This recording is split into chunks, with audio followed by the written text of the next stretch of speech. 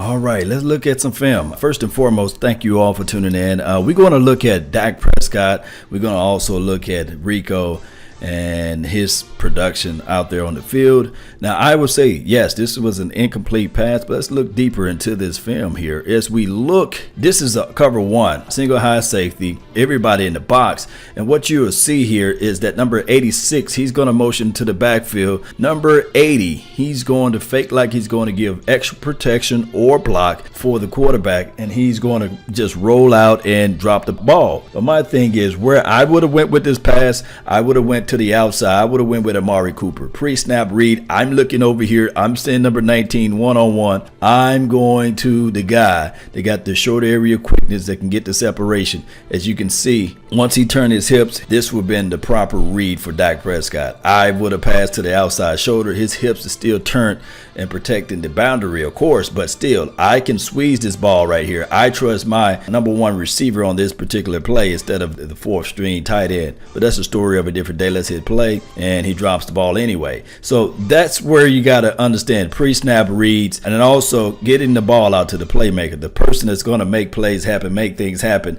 I would have got that ball out to number 19. And as we can look on this play, that's what should have happened. Now, Rico, on a play where it's more so like a 11 personnel, you got the only one tight end out here, and this is a red zone. Remember this, Cowboy Nation. When you have a 6'7", 6'8" guy, and he's against a safety, or he against a cornerback, or he against a linebacker, man, it's nightmare for them in this particular area because height is height. And we're going to see right here, Rico actually had a great burst off the line. This is pretty much still a man-to-man, mano-a-mano. Everybody's covering their man. This is the only guy that you have to control with your eyes. And as we can see, this guy fell down. This should be an easy layup. Yes, Dak Prescott got pressure all in his face. And the ball is just overthrown. Every play you're not going to be able to make, but I wish, for the sake of Rico, that ball was on the money, because then people will see him in a different light. And no, actually, the pocket collapsed a little bit, and it was not that much pressure. You see number 21, people discount him so much as it relates to blocking. This is a great block. Now the snap is a little off. See how Dak have to reach out for the ball, but that's a story of a different day. Pick up. I think this guy comes in a little bit, but he's already in the trash. So Dak Prescott got a little room to throw this ball a whole lot better. And quarterback coolness is something that he will have to work on. Now, this is another opportunity for Rico. I'm thinking that with Scott Linehan during that time last year, he was trying to say, okay, how can I utilize this 6'7" guy? The guy with 6'7", 6'8" frame. The best thing you can do is motion him out. You show that you was going to try to run. Now you have your 101. Now you have your mismatch that you really want. You have a cornerback on Rico. And this should be nightmare for the cornerback, because this should be a touchdown regardless of how you look at it. This is just mismatch all the way. The ball should be placed somewhere around here. And this is not me throwing salt or shade at the young quarterback Dak Prescott. But if you're looking at Rico, you got to say, hey, Rico's looking at this situation saying to himself, I want to be able to score. And that's the problem. The ball was right there. Too much pepper on the ball. You want to lightly toss that ball. That's why we call it a fade. Just pass it to the outside shoulder, not missile it to the outside shoulder there. And that's what we have. I mean, the guy had no chance in the world. I'm talking about the opposition, the DB, to bat that ball down. It's just natural physics of life.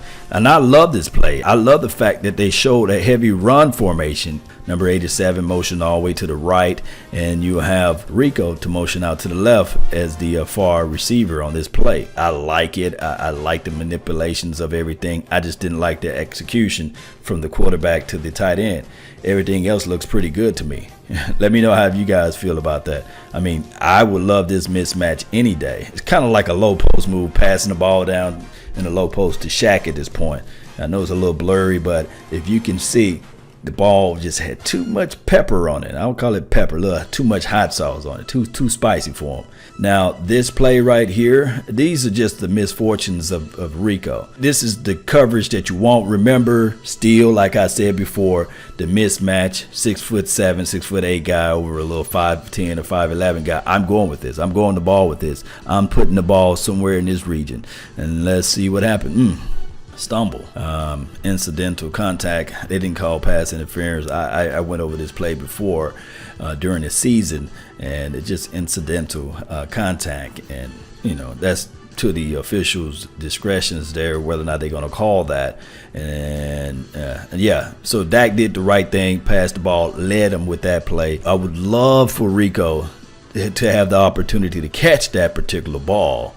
All right, so this is a good rollout play. That's how you get your offense moving, as we can see right here, showing heavy run formation. Give the opposition one thing, and everybody trying to stop the run. He's trying to crash down. He's trying to crash down. Even he is looking into the backfield, seeing if I can kill the cutback if Ezekiel Elliott or number 49 try to cut back off of this play. And you get Rico open, and he takes advantages of that particular play. I love that. That's how you can utilize Rico. Now, this is the biggest play that Rico had last year. It was the same play that they did in Jacksonville, similar, and they was able to hit him down the field for a 32-yard bomber. I like it because still, like I said before, when Rico is out there, they show a heavy run formation. And Rico, believe it or not, and it would take me a long time to just pull up all of those films as far as him blocking. You just got to take my word for it. He became a better blocker throughout the season. And when you can give him that look, and you can exploit the mismatches between Rico and a safety or Rico and a linebacker, man, you got a diamond in the rough. Cowboy Nation, I really appreciate each and every last one of you all. That's been my time. I really thank you all for yours. And remember, you're listening to nothing but the best. Salute. I'm out. Peace.